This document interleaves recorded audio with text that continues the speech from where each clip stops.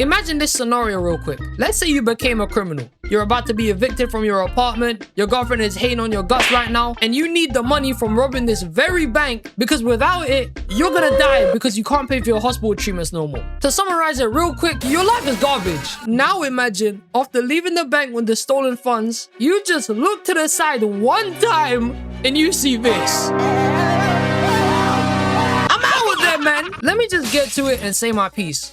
Street level heroes are evil, not just because most of them are human and don't have any powers, so they pretty much end up using their full-on force and techniques to just, I don't know, send you to the afterlife real quick, but it's really because half of these guys commit some of the most craziest, brutal, diabolical ways to take down their enemies. It even gets you questioning on how they're even a good guy in the first place. They're low-key crazy. And that's what I'm gonna be talking about today, man. For today's video, my beautiful people, I've decided to expose, investigate, and honestly just say the truth on how most of these good guys really and truly ain't good. Half of these men on a bad day are the same people who would knock out grandmas robbing milk for their kids from your local Tesco. Justice corrupts these men. And just to explain this for those of you that are confused about the term, a street tier or a street level hero is just what you think it sounds like. Somebody who operates in a more grounded place like a city or a town and protects the people in that place from criminals.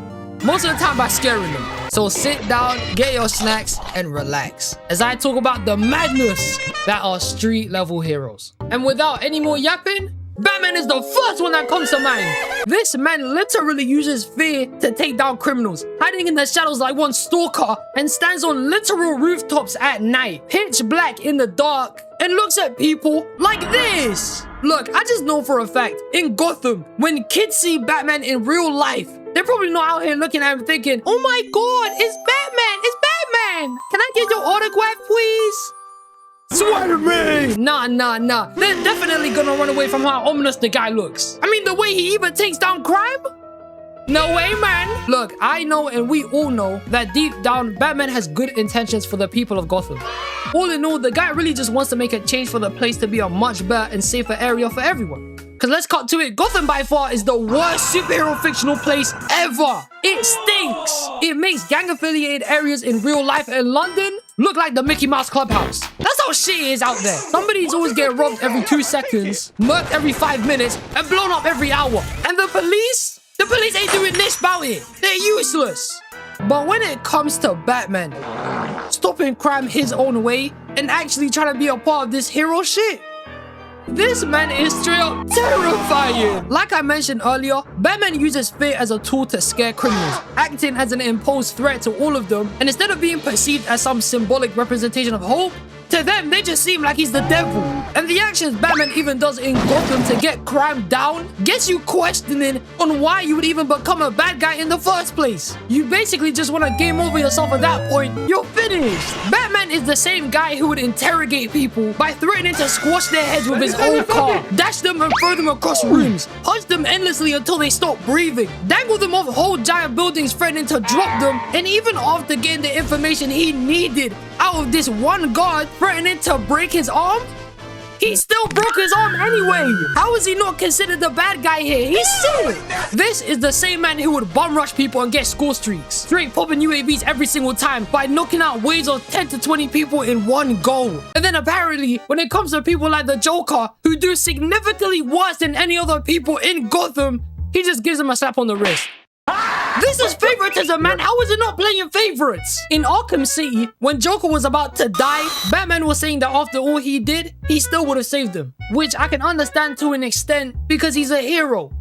Allegedly. And the Joker was dying anyway. But then, when you really think about it and deep it for a second, how is he saying nice things like this to the Joker? But to the average level criminal, he's straight up topping them out like he doesn't care. Nah, Batman is just a sociopath at that point. You just gotta sign out here. This man really and truly just doesn't care for any situation. If he even saw you wearing a belly and trying to steal some money from a cash register, put the money in my ass, nigga. Even if you try to justify to him saying that you need the money for your family or to save your own life or for whatever good reason that would actually make sense, you're gonna go straight to heaven next week. He has zero tolerance for petty theft. But for people like the Joker, after he would do some mind-bending crazy antics, like paralyzing Barbara Gordon, traumatizing Jim Gordon, and worst of all, he thought he killed Jason. And yet, the best he could do for him is Arkham. Bake off, man. Batman is the same person who will say he has a no-kill rule, that he'll never cross that line and wouldn't be able to come back from such a traumatic experience.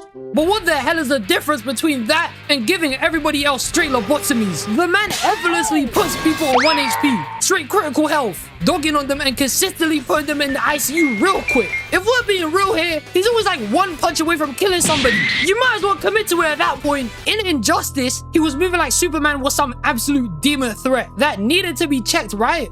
But then he was out here thumping this guy till he would see starlights. Bruce! After the third punch, he was already knocked out. The extra bangs you were putting in was so unnecessary. You flipping twit. He may not kill bad guys, but he would make you drink through a straw for the rest of your life. He'd break your jaw so hard, you get put on some meaty meal plan like eating soup for the rest of your days. That's a horrible way to live. Curse you, Batman. And the thing is about half the shit this guy does is that some of it really and truly is just hella unnecessary. Why are you interrogating and punching up people like this? I'm not saying you don't have to be a little threatening and do the business to criminals. I mean, you live in Gotham. I understand it, but god damn, man, you more or less hospitalize everyone you come across. And healthcare's already hella expensive too. You pagan, you know they can't pay for that shit then, bro. If you're a thug in Gotham and you unfortunately come across Batman, your life either way is so cooked. Cause not only are you about to get your body discombobulated like you Kira from JoJo and most likely tied around in a giant cast, but now you gotta pay off all that healthcare you finna get too. So now you got a broken body and you broke. Yo, get me out of here, man. This guy is evil. But as much as we already know that Batman comes off as a horrifying individual, let me tell you something real quick. Spider-Man getting serious and telling normal jokes genuinely might be top 5 most scariest people in fiction. Because this guy becomes a sicko. Even though Spider-Man is like one of the most unserious superheroes you could ever come across, with him consistently making quips and jokes and honestly just giving more of a vibe that he's not gonna do anything to you, well, that shit is cap. I don't know who told you that. That couldn't be further from the truth. That low-key doesn't mean shit. Because when Spider-Man actually decides to tweak out one day and stops pulling his punches, then the guy has the potential to become a straight-up demon. It's crazy. Every single time Spider-Man goes through some sort of traumatic moment in his life, especially when it comes down to the death of a loved one, shit always starts going sideways. Like in the movies, when Uncle Ben got murked, the guy wasted no time, chased the person who he thought did it real quick, and scared the life out of the guy so much, he fell out a window and finessed himself. And that guy wasn't even the real murderer anyway. Spider-Man basically just killed a guy who ain't done shit to him. Mad! I'm not gonna lie though, he was still a piece of work anyway. You know what? I'd throw him out the window too. This guy was a waste man. But in Spider-Man 3, when he found out that Flint Marko was the one who actually killed Uncle Ben, this guy jumped straight down to the sewers, started crawling in the dark like one fiend, stalking this guy, and when he finally peeked out in front of him, ready to run the fade, we all know Peter was intentionally trying to murder him. Game over him in the next 5 seconds, thief his life. He didn't care about anything else besides getting revenge. Granted, he was wearing a symbiote suit, which definitely influenced him negatively, but it doesn't change the fact that the idea of murking him was already circling around Spider-Man's conscience the entire time. And who blames him? You murked his family. Of course he finna tweet. Like my dog. When the Green Goblin came out in No Way Home and straight up started trolling and violating Peter's whole plan to save the Sinister Six from dying in their own universes, this guy Peter wasted 0 minutes and was giving straight belt to ass on the Goblin, doing whole finishes on him, hitting multiple headshots with his punches, and the Goblin was just laughing in his face and suplexed him straight to the bottom of a building. Then when the Goblin committed the most disgusting, vile act of killing Aunt May and made Peter practically lose his mind, when these two were having their final fight at the end of No Way Home, Peter was straight up bugging. Every punch from the guy was personal, like how I beat the shit out of my controller when I get stick drift. Stop doing that shit to me, man. I hate it. This guy banged him in the face so hard he tumbed down on the ground, literally just hitting heavy attack after heavy attack after heavy attack. He wanted to kill him. The only reason why he didn't fall through with that was because Tobey Maguire stopped him. And even if Tobey Maguire didn't stop him, he probably would have killed him anyway if Andrew didn't throw him the Goblin Cure. That's some perfect timing right there. Norman, you a hella lucky man. But look, I could keep mentioning so many moments from movies and TV shows that show you Spider-Man is a lot stronger than he is. He's low-key underestimated on when it comes down to his superpowers. He comes off as a lot weaker in general than what he's capable of because he doesn't want to hurt people.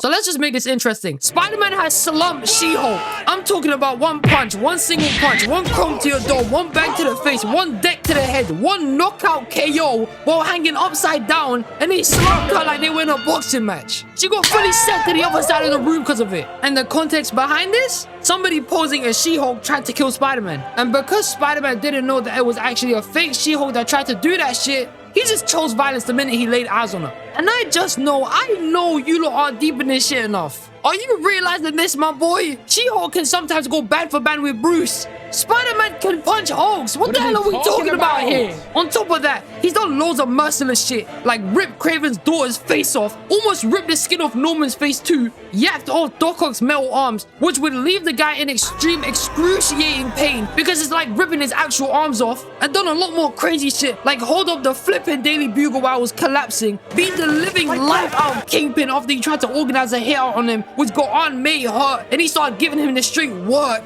But the worst thing Spider-Man has ever done is that he dissed the X-Men.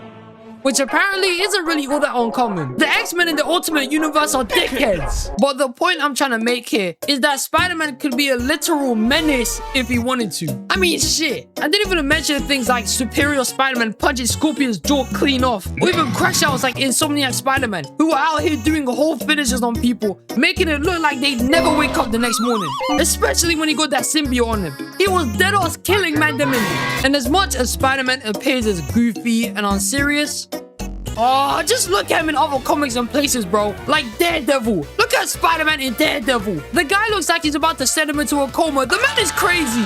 But what if I told you I had somebody worse than these two? What if I could tell you I had someone who is one of the biggest sickos of all time? A guy so dangerous, so merciless, so twisted in how he fights crime. On my life, he's the worst than seeing a jump scare.